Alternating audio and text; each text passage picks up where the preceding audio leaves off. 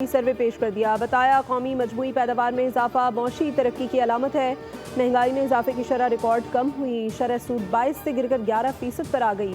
मईशत में बतदरीज बेहतरी आने लगी। दुरुस्त समत में जा रहे हैं। सबसे पहले मसाइल ख़त्म करने हैं। IMF प्रोग्राम का मकसद पायदार मौशी इस्तेहकाम है। इस्लाहात जारी रहेंगी।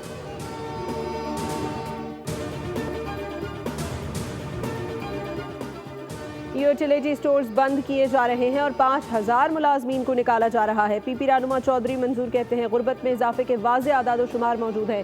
10 करोड़ से ज़ायद पाकिस्तानी मुतासर हैं। सरकारी मुलाजमीन की तनख्वाह और पेंशन में 50% इजाफा किया जाए।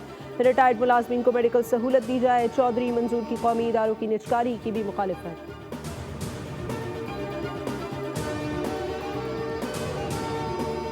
हेडलाइंस आपने देखी। खबरों में फिलहाल इतना ही। किसी भी खबर की तफसील के लिए विजिट कीजिए हमारी वेबसाइट boldnews.com और अब आप देख सकेंगे प्रोग्राम न्यूज़ पंच। देखते रहिए बोल। सब्सक्राइब करें और बेल दबाएं ताकि कोई खबर रह न जाए।